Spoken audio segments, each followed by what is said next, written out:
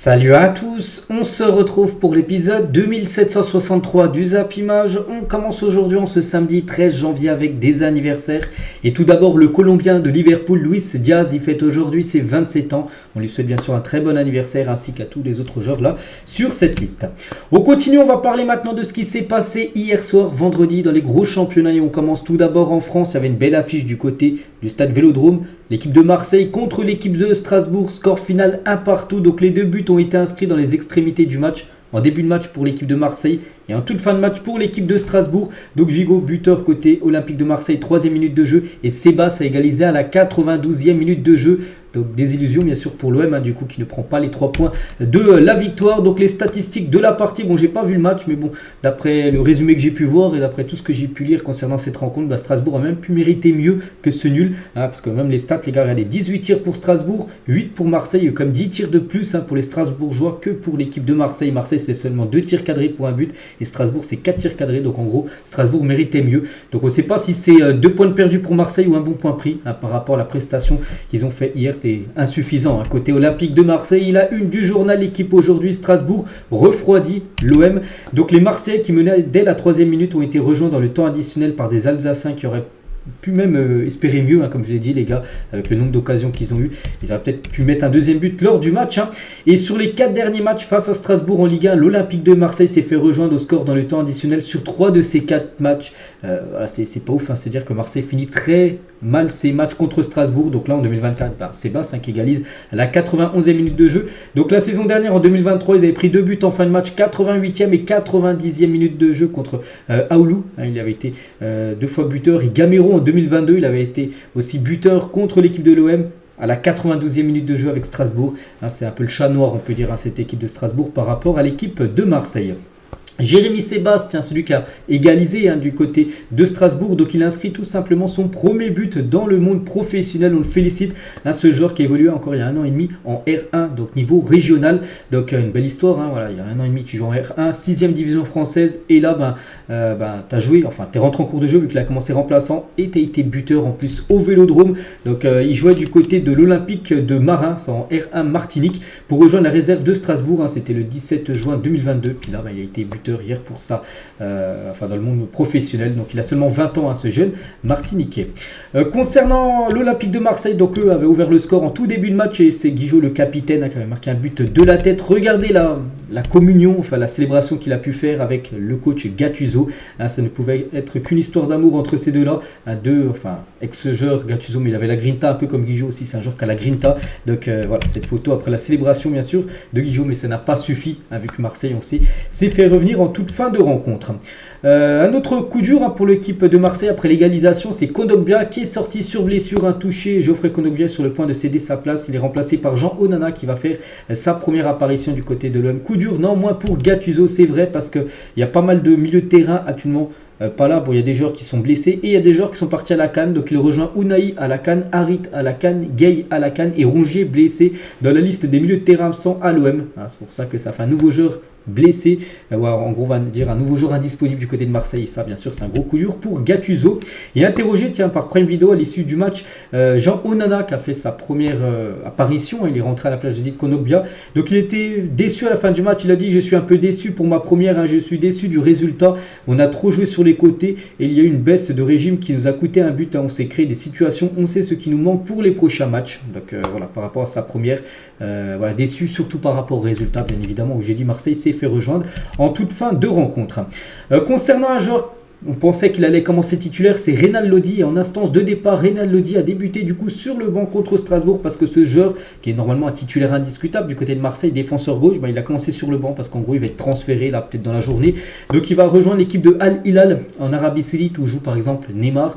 Donc Renan Lodi est proche de quitter l'OM pour signer à Al Hilal. Donc les deux clubs sont en négociation avancée pour un transfert estimé à 20 millions d'euros. Regardez, c'est Fabrizio Romano qui dit ça.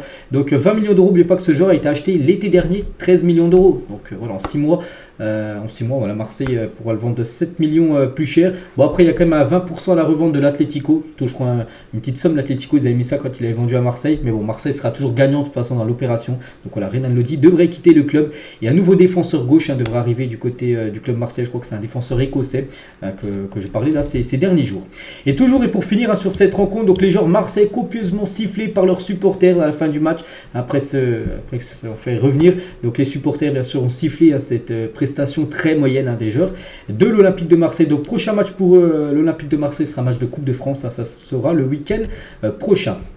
Classement, ça donne quoi? Donc Marseille reste à cette 5e place. Dommage, ils auraient gagné, il serait mieux un point de l'équipe de Brest, 4e. Donc l'équipe de Strasbourg, bon point quand même. Bon, Strasbourg, ça, ils auraient peut-être mérité mieux, mais c'est quand même un bon point quand tu prends un point au Vélodrome. Donc toujours à la 9e position de cette Ligue 1. Le programme aujourd'hui, donc 2 rencontres là, donc 17h, Monaco contre Reims. Et ce soir, 21h, c'est l'équipe de Rennes contre l'équipe de Nice. Seulement 2 matchs aujourd'hui, puis après le reste des matchs, ça sera demain dimanche. Et la grosse affiche, on peut voir à droite, là, ça sera Lens contre l'équipe du PSG, prévu demain soir à 20h45.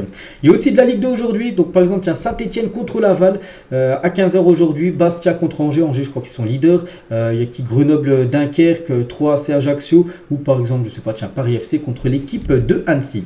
On va parler rapidement, on reste toujours en France, rapidement du National 3e division française. Parce qu'hier, c'était la reprise du championnat de National pour cette année 2024. On peut voir tous les résultats. On peut voir, je sais pas, que Gol FC s'est imposé 2-0 contre Versailles. Ou même que Rouen s'est imposé 1-0 contre Marignane. Gignac, n'oubliez pas que Rouen jouera un match contre une Ligue 1 la semaine prochaine, bien sûr, en Coupe de France.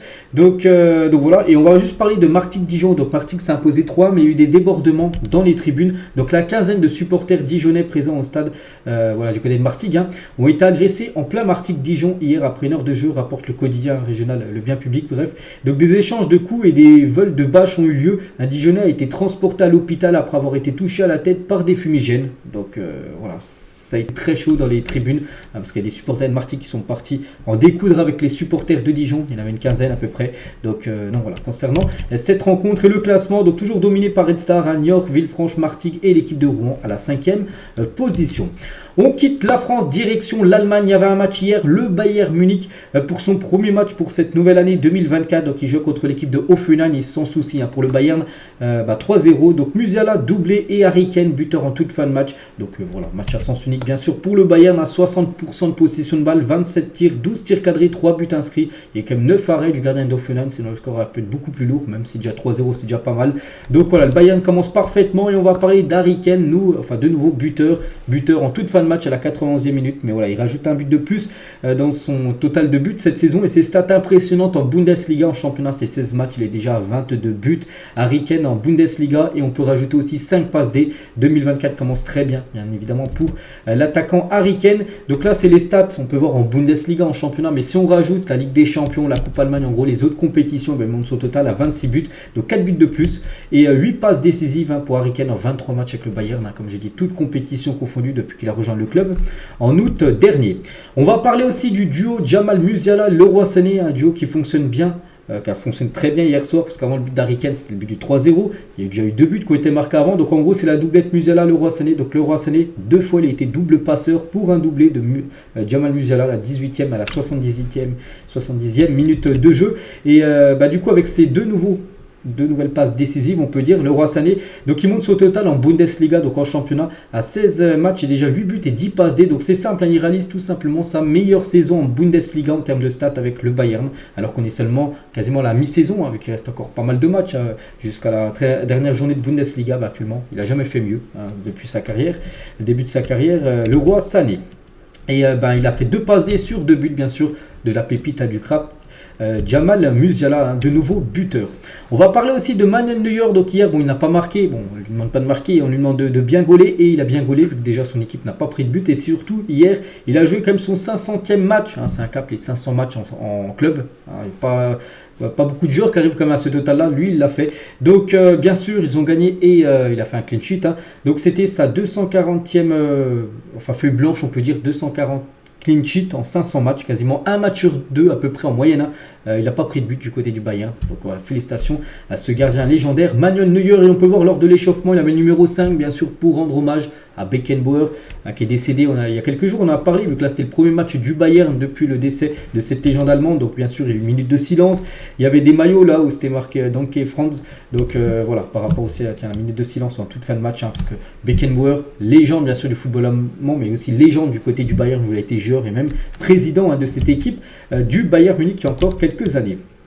Et du coup, le classement, ça donne quoi? Donc le Bayern Munich avec sa victoire revient à un point du Bayer Leverkusen. Bon, les deux équipes sont au même nombre de matchs joués. Le Bayern Munich aura un match encore en retard parce que c'est un match qui devait se jouer il y a à peu près un mois, mais à cause de la neige, il n'avait pas été joué parce que le Bayer Leverkusen va jouer ce week-end. Donc du coup, ils auront un match de plus que le Bayern. Donc voilà, ce classement ultra serré, mon pouvoir qui a déjà le cru, 42-41. Puis là, on passe à 34 à Stuttgart en termes de points. Donc Dortmund, toujours à la 5e position, 27 points pour le BVB.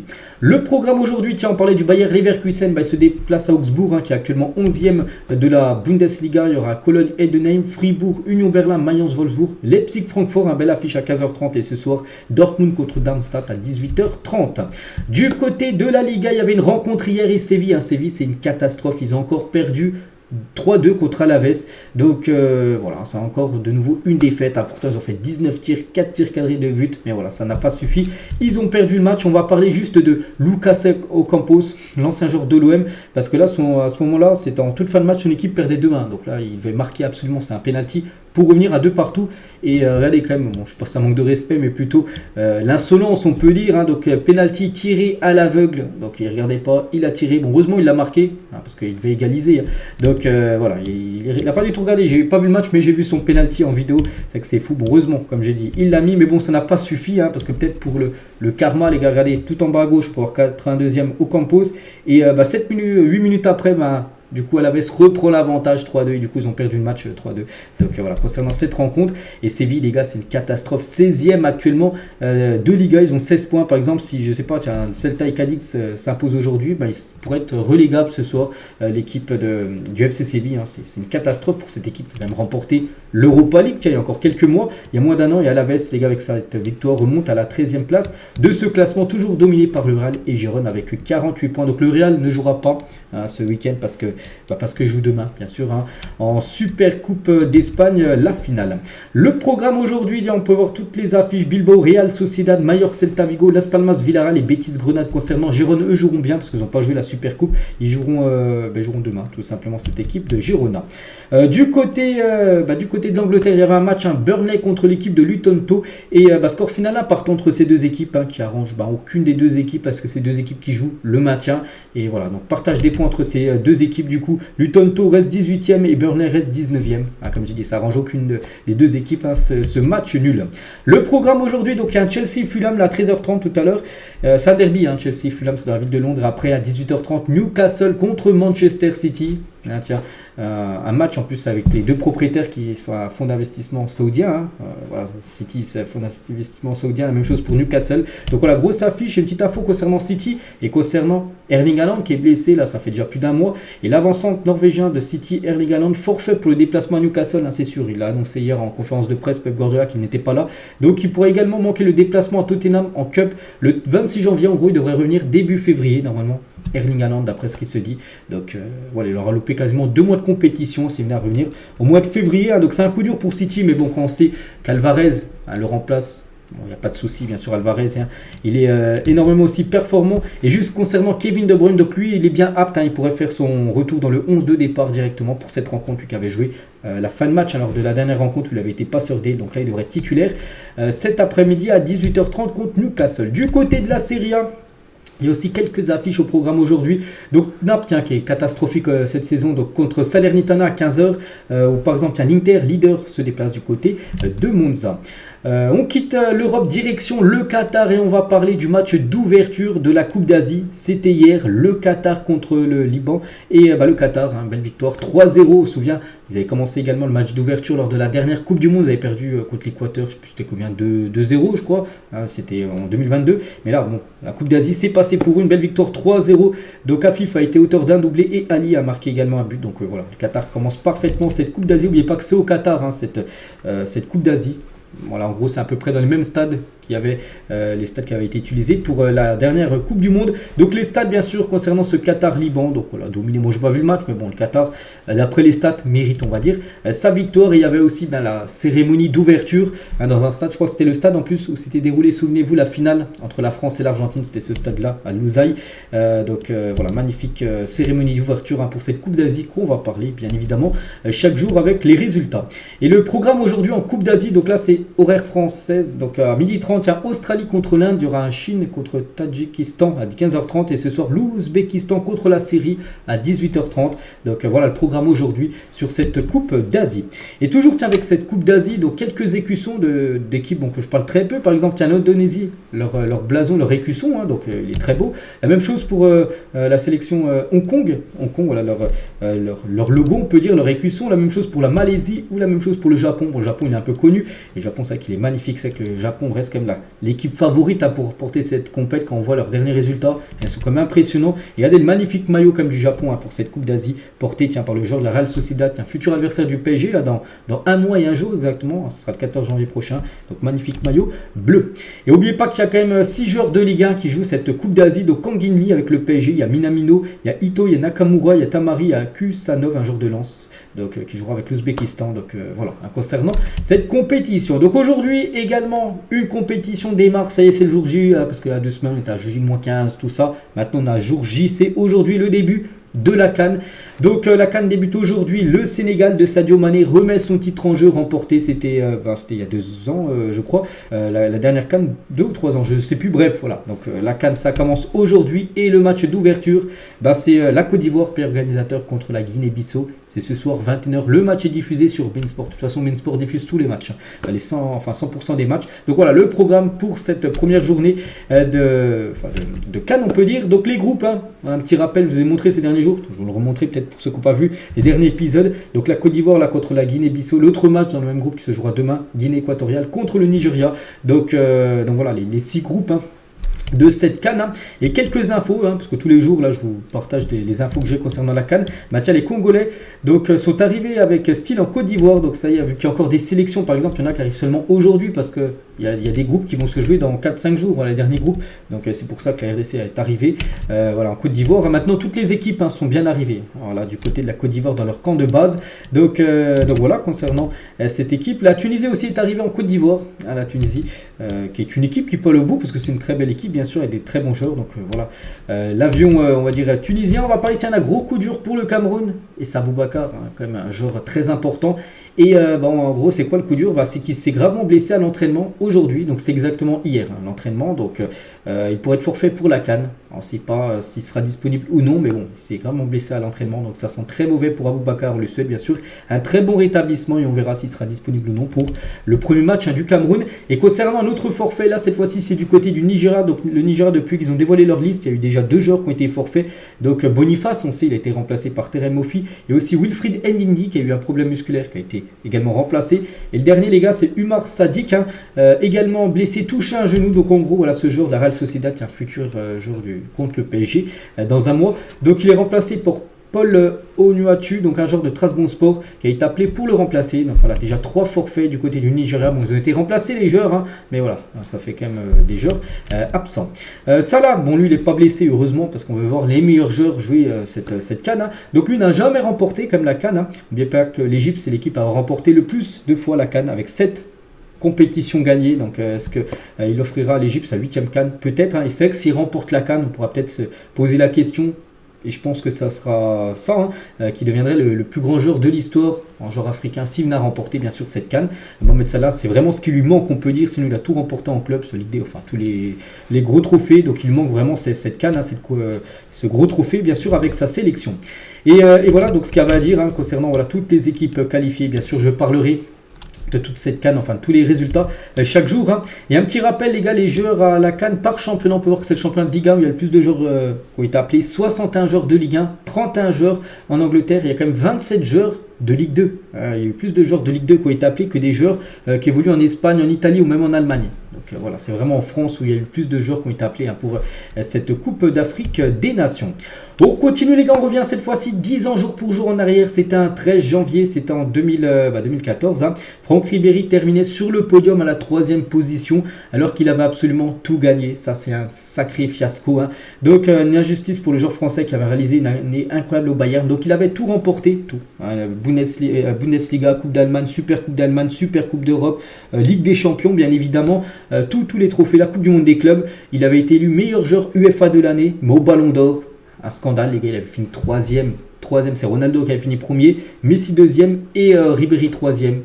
Donc il y en a des ballons d'or, on peut dire qu'ils ont été volés entre guillemets. Celui-là, il n'y a rien à dire, il aurait dû le remporter, Ribéry, parce que ça aurait été n'importe quel autre joueur, Messi ou Ronaldo, avec un palmarès comme ça, c'était sûr qu'il gagnait bien sûr le ballon d'or. Et pourquoi quand c'est Ribéry, il n'avait pas gagné, on ne sait pas pourquoi. Donc voilà, c'était il y a 10 ans jour pour jour qu'il apprenait sa 3e place, il avait été énormément déçu, on peut le comprendre. Le Galatasaray a fixé le prix de Sacha Boey à 20-25 millions d'euros et ne souhaite qu'une vente sèche. Le Français figure sur la liste du Bayern Munich, mais le club vise plutôt un prêt avec option d'achat, parce que du côté du Bayern, là, ils sont dans l'opération. Il faut un nouveau défenseur droit. Il y a Mukele, il y a Jonathan Klaus, mais il y a aussi Sacha Boey. Voilà des défenseurs droits que le Bayern aimerait recruter. Bon, ils ne vont pas tous arriver, mais un pour arriver. Et voilà, Sacha Boey, on peut voir le prix fixé par le Galatasaray pour la vente du défenseur droit français. Des nouvelles de Sancho qui est à l'entraînement sous ses nouvelles couleurs aujourd'hui. On sait que c'est officiel depuis, c'était hier. Donc, et surtout, il est qualifié pour le match de Dortmund. J'ai dit que Dortmund à 18h30 tout à l'heure joue contre Darmstadt. Et son coach Edin Terzic, il a confirmé hier en conférence de presse qu'il peut potentiellement jouer. Et il jouera certainement à cette rencontre. Bon, je sais pas, peut-être pas titulaire, mais peut-être les 20-30 dernières minutes, il y a beaucoup de chances de le voir jouer. Jadon Sancho, donc ça fait plaisir. Et le directeur du Borussia Dortmund, il a dit Sancho voulait seulement aller à Dortmund, pas dans une autre équipe. Les gens l'adorent ici, ça ne lui prendra pas beaucoup de temps pour s'intégrer, mais nous devons lui laisser du temps. Je l'ai trouvé très bon à l'entraînement. Lors du premier entraînement qu'il a pu faire. Donc voilà, n'oubliez pas qu'il est quand même écarté. Il n'a pas joué le moindre match depuis mai, parce qu'il a été écarté avec Manchester United depuis le mois d'août dernier. Donc voilà, ça fait longtemps qu'il n'a pas joué un match officiel, on peut dire. Sancho, il pourrait jouer aujourd'hui. Tiens, toujours du côté de Dortmund, donc officiel, Jan Madsen est prêté au Borussia Dortmund jusqu'à la fin de la saison. Donc l'arrière gauche de 21 ans est prêté par Chelsea, portera le numéro 22. Donc voilà, il y a Sancho qui arrive à Dortmund. Et c'est officiel. Et ce joueur aussi que j'ai parlé il y a quelques jours, Madsen, qui est un jeune joueur de Chelsea, et il arrive du côté du Borussia Dortmund, donc c'est un arrière gauche. On continue, on va parler de Hugo Ekitike, l'attaquant parisien, qui a joué toujours 0 minutes cette saison. C'est une catastrophe, surtout s'il veut jouer les JO avec Thierry Henry, avec l'équipe de France Esport, il doit jouer, sinon il ne jouera pas. Bref, donc le salaire d'Hugo Ekitike, estimé à, on va dire, 7 millions d'euros bruts par an, ne serait pas à la portée ni de Wolfsburg ni de Francfort. La seule chance pour Francfort de signer le français, Wolfsburg est hors course, résiderait dans le fait de ce dernier soit prêt à accepter une baisse drastique, on peut dire, de son salaire, parce qu'il touche bien sûr un énorme salaire au PSG. Et s'il vole ailleurs, le problème c'est que les autres clubs, que ce soit des clubs allemands, Wolfsburg ou Francfort, ne peuvent pas lui permettre de toucher le salaire qu'il touche au PSG. Donc voilà, s'il veut rejouer, il doit absolument diminuer son salaire, je ne sais pas de combien de pourcents, mais voilà, parce que là il touche vraiment un gros montant au PSG. Et c'est fou quand même de toucher quand même 7 millions d'euros par an et d'avoir joué quand même 0 minutes comme cette saison. C'est quand même un sacré braquage pour Hugo Ekitike. Accord total entre Lille et le FC Porto pour Gonzalo Borges. Donc l'entraîneur du club portugais bloque son départ, le joueur pousse pour partir. Voilà, concernant ce joueur, les gars. Donc il y a un accord entre Lille et Porto, le joueur lui veut venir, l'entraîneur du club de Porto bloque son départ, il ne veut pas le lâcher. Donc voilà, on verra là dans les prochains jours, ce sera quoi l'issue de ce dossier. Officiel, Dominique Solanke, donc l'attaquant de Bournemouth, est élu joueur du mois de décembre en première ligue. On le félicite parce que peut-être il n'est pas connu, mais c'est un joueur tellement sous-coté que je crois que c'est d'être le deuxième meilleur attaquant, 2 ou 3e, parce que je crois qu'il y aura un autre attaquant. Donc il y a Haaland, meilleur buteur, je ne sais plus, avec Minson, je crois qu'il est au même niveau que Haaland. Puis après, il y a lui, les gars. Solanke, c'est un joueur de Bournemouth, mais lors du mois de décembre, il a joué 6 matchs, 6 buts quand même, dont un triplé lors d'une rencontre. Et il devient, c'est simple, le premier joueur de Bournemouth à remporter ce prix, de remporter un prix du joueur du mois. Jamais dans l'histoire de Bournemouth, un joueur a remporté ce prix-là. Donc félicitations à ce joueur sous-coté, Dominique Solanke. Concernant, tiens, on peut voir sa carte si vous jouez encore à FIFA, les gars. Donc sa carte a débloqué sur le mode DCE. Le meilleur entraîneur du mois dernier, c'est Unai Emery, le coach de Aston Villa, donc qui remporte ce prix.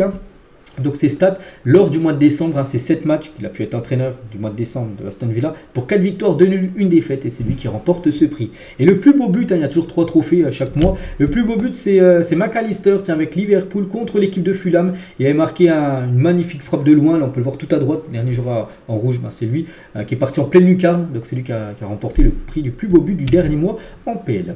On continue, on va parler du Paris Saint-Germain et Jordan et PSG, c'est fini. Donc en collaboration depuis 2018 avec la marque américaine, le Paris Saint-Germain ne sortira plus rien avec la marque Jordan après la saison 2025-2026. Cela ne remet pas en cause le deal avec Nike jusqu'en 2032. Donc voilà, souvent il y a eu des vêtements, souvenez-vous, avec Jordan, la marque Air Jordan qui est en collaboration avec Nike, donc collaboration également avec le PSG. Donc ça sera fini après 2026 parce qu'ils ont arrêté leur contrat, on peut dire. Donc voilà, concernant une petite info sur le Paris Saint-Germain. Le Stade Rennais ne compte pas laisser partir Arnaud Kalimundo pour le moment, même s'il y a des rumeurs de départ, tout ça.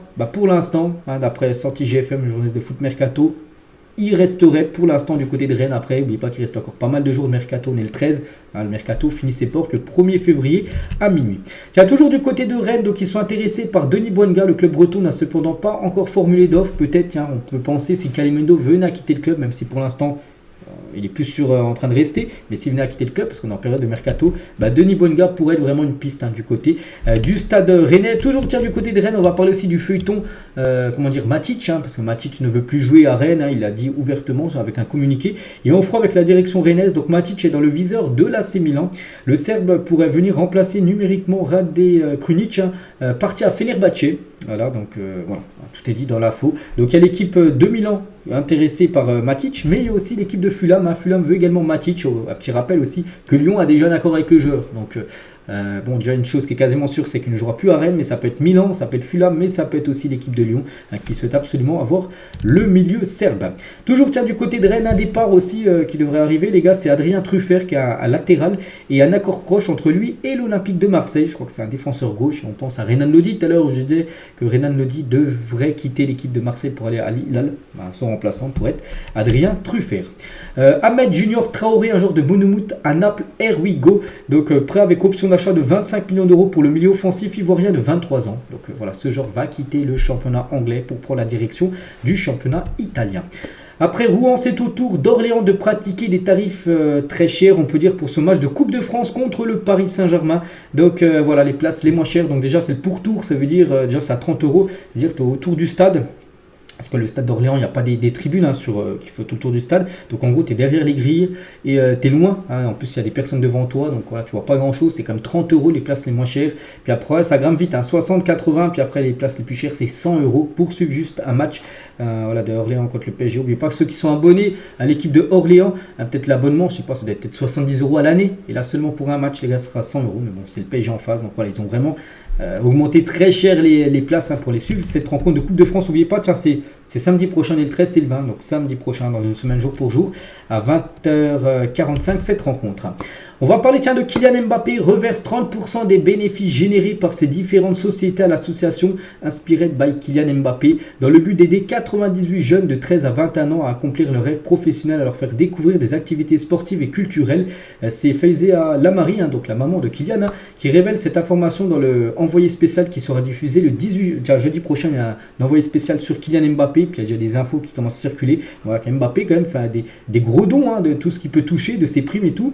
Donc je lui ai dit en dessous de 30%, je ne fais pas, je me retire et je fais comme tout le monde. Je pars en vacances aux Maldives. Au début, je lui avais dit on fait 50-50, mais on a discuté, on est tombé d'accord à 30. Cela représente des millions, déclare les Faiza Lamari.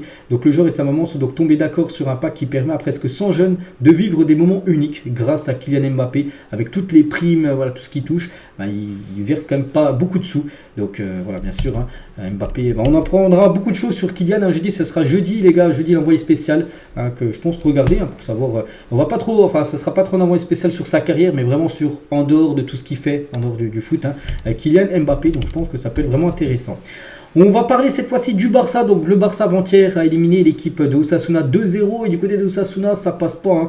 Et surtout l'arbitrage, très en colère contre l'arbitrage. Osasuna crie au scandale après la qualification du FC Barcelone. Donc en cause le but de Lewandowski où Christensen semble commettre une faute à la récupération du ballon. Donc en gros c'est le premier but du match. Hein.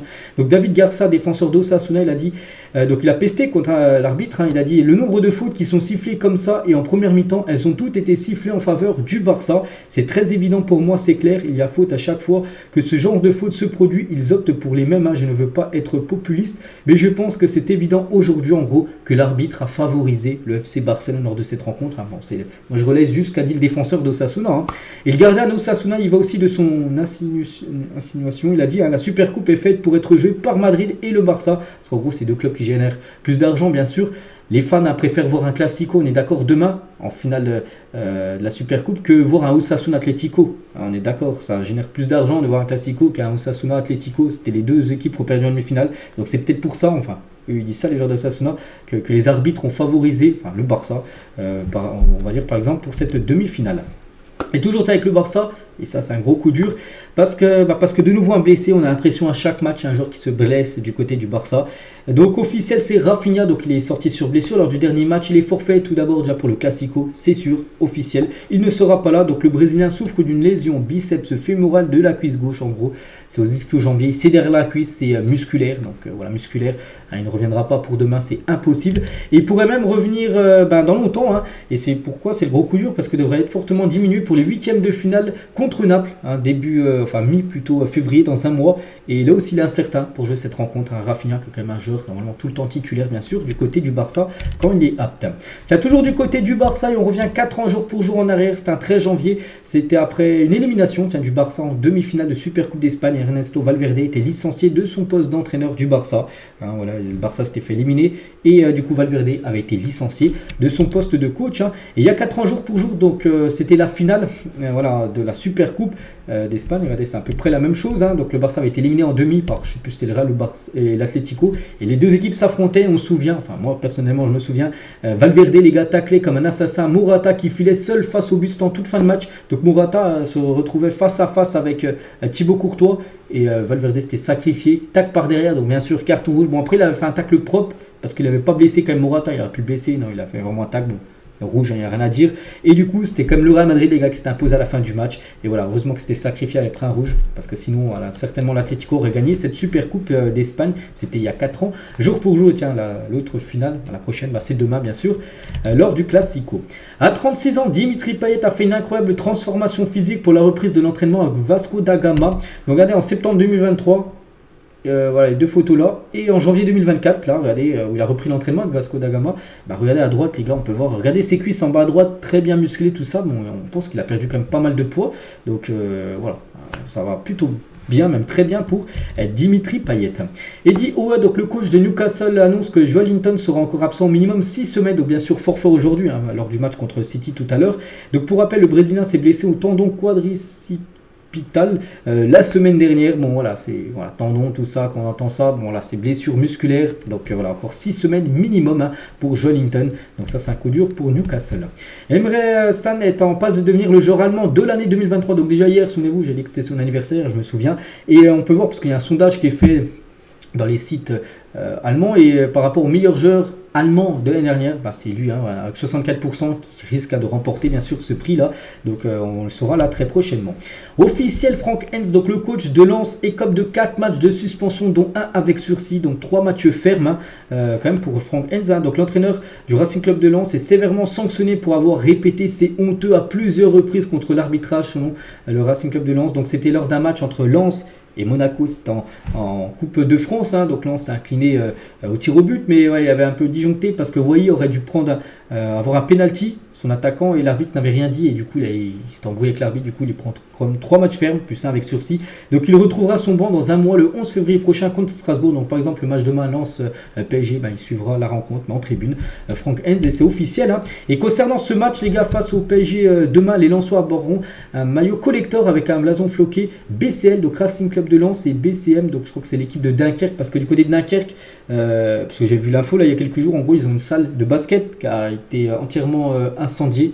Donc voilà, donc en gros il y aura un maillot collector qui sera sorti pour qu'après ce maillot soit vendu et pour que ça rapporte de l'argent et que cet argent soit donné au club de Dunkerque. Donc voilà, vu que c'est Dunkerque, c'est pas très loin de Nord, en gros on va dire c'est la solidarité. Donc voilà, concernant ce maillot collector qui sera porté par les Lensois demain. Et toujours du côté de Lens, les gars, on va parler de Facundo Medina. Ne quittera pas Lens cet hiver, pourtant il est quand même pisté par beaucoup d'équipes, il est indispensable dans l'équipe de Frank Hens et n'a aucune intention d'abandonner le club. Regardez comme les équipes intéressées, Paris, Monaco, l'Inter, Milan, l'Atlético le suivent de près pour l'été prochain. Donc voilà, mais là cet hiver il restera au moins jusqu'à la fin de saison. Medina, et c'est la même chose un peu pour Danso, tiens là qu'on voit sur la photo, lui aussi devrait rester normalement jusqu'à l'été prochain. Mais voilà, ces deux joueurs, il y a même beaucoup de chance le club lensois l'été 2024.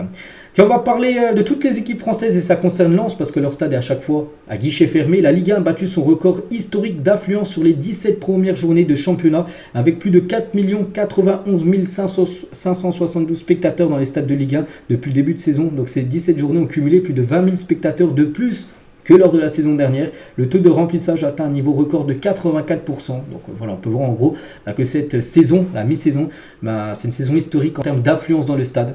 Voilà, donc ça c'est plutôt une bonne nouvelle, c'est-à-dire que les gens retournent voir des matchs de football. Et on finit les gars cet épisode aujourd'hui, et cette photo a été prise il y a 9 ans, jour pour jour. Bon, c'était le 12 janvier, bon, on est le 13, bon, c'était hier, voilà, on n'est pas un jour près, bref. Donc l'époque où tout allait bien au Barça, cette photo je pense que vous avez tous vu au moins une fois, la MSN, donc Messi, Suarez, Neymar, c'était après un but, bon je sais plus c'est lequel qui avait marqué, mais bon voilà, cette photo de ces trois légendes du côté du Barça, et c'est que voilà, c'était il y a 9 ans jour pour jour, et c'est que maintenant sur cette photo, donc deux joueurs maintenant jouent ensemble, ils sont partis du côté de Miami. C'est Messi et Suarez. On peut peut-être penser que Neymar, les gars, peut-être dans le futur, d'ici 2-3 ans, on ne sait pas, les gars, peut-être fera la même chose et rejoindra peut-être ses collègues du côté de Miami, s'ils sont toujours, bien sûr, du côté de ce club. Donc voilà, les gars, tout ce qu'il y a à dire aujourd'hui. J'espère que ça vous a plu. Donc on se retrouve demain, bien sûr, demain dimanche, pour le prochain numéro. Je vous souhaite une très bonne journée et à demain.